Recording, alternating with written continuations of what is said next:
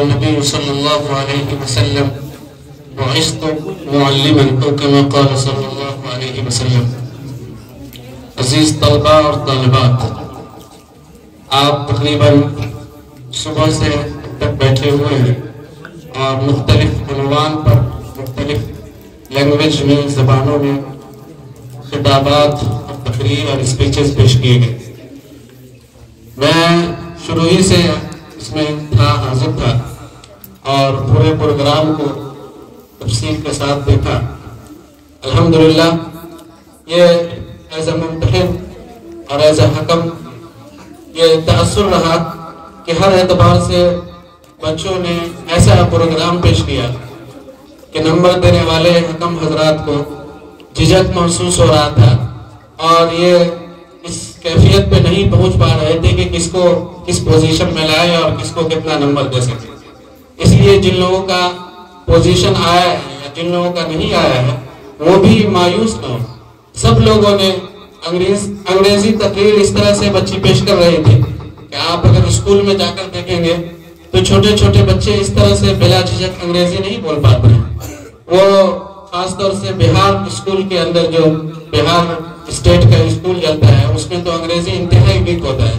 ماشاءاللہ انگریزی اس اعتبار سے بچے جو ابھی فرسٹ سیکنڈ اور تھرڈ کے اندر ہے اس طرح سے پیش کرنا یہ ان کے لیے مستقبل میں فیوچر میں ایک کامیابی کی طرف قدم ہے. اللہ مزید علم کے اندر ترقی عطا فرمائے. اردو تقریر بھی اس طرح سے انہوں نے پیش کیا کہ بعض بچے ایسی تھی کہ لگ رہا تھا کہ وہ بغیر رٹے ہوئے اور اس طرح سے پیش کر رہی ہے کہ کوئی جھجک محسوس نہیں ہو رہا ہے، جس طرح سے کوئی بڑا عالم بھی اور کوئی بڑا آدمی بھی اس طرح سے تقریر نہیں کر پاتا ہے. تو یہ سب چیزیں ایسی ہیں جو اس ادارے کے لیے اور ہم لوگوں کے لیے اور محلہ والوں کے لیے خوشی کی بات ہے.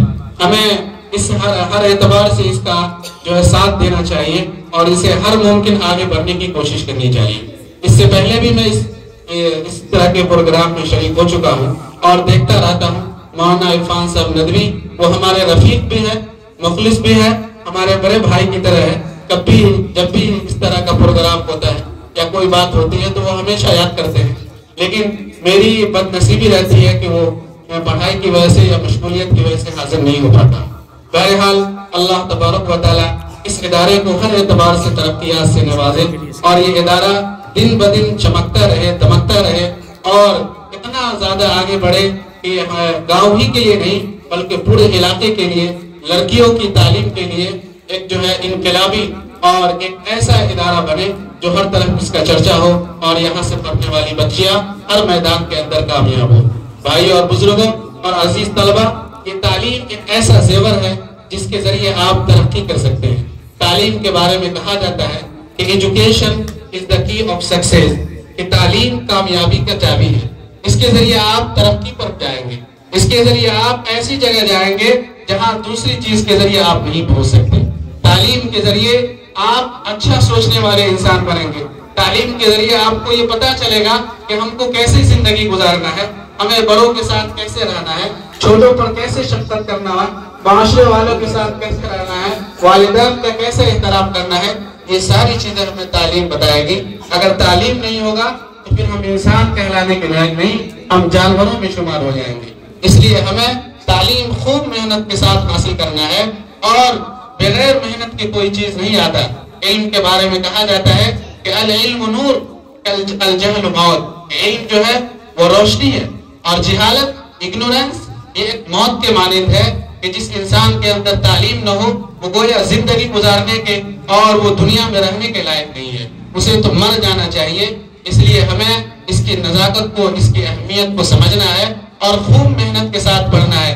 ایسا نہ ہو کہ یہاں پڑھا دیا جائے اور جب ہم یہاں سے نکلے تو پھر وہی ماحول میں ڈل جائے جس ماحول کے اندر ہمارے گاؤں کے بچے جو پڑھتے لکھتے نہیں ہیں اس ماحول میں چلے جائے.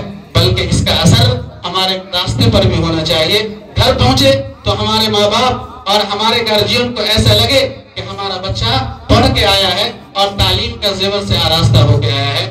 ایسا بن کر کے اگر ہم رہیں گے تو پھر جو لوگ نہیں آ رہے ہیں اور جو گارجین اپنے بچے کو نہیں بھیج رہے ہیں ان کو بھی حوصلہ ملے گا اور ان کے دل میں یہ بات آئے گی، وہ بھی اپنے بچے کو اس طرف لانے کی کوشش کریں گے. اس لیے ہمیں خوب محنت کے ساتھ پڑھنا ہے اور کسی کے دل میں یہ بات نہ آئے کہ ہمارا نمبر نہیں آیا، ہماری پوزیشن نہیں آئی، تو اس کے دل میں جو ہے کمی کا احساس ہو اور مایوسی کا شکار ہو، ایسا نہ ہونا چاہیے۔ اور جن کی پوزیشن آئی ہے ان کے دل میں یہ نہ ہو کہ اب ہمیں پڑھنے کی ضرورت نہیں ہے، ہم تو کامیاب ہو گئے، سب لوگوں کو معلوم ہو گیا، نہیں، بلکہ دونوں آدمی کو، دونوں طرح کے طالب علم کو محنت کے ساتھ آگے بڑھنا ہے۔ اللہ تبارک و تعالی ہمیں کہنے سے سننے سے زیادہ عمل کی توفیق عطا فرمائے، اور آپ لوگوں کو اللہ تبارک و تعالی علم نافع عطا فرمائے کہ ہر اعتبار سے یہ ادارہ چمکتا رہے، یہ ہم لوگوں کی دعا ہے۔ اللہ تبارک و تعالی ہم سب کی جمع ہونے کو قبول فرمائے۔ وآخر دعوانا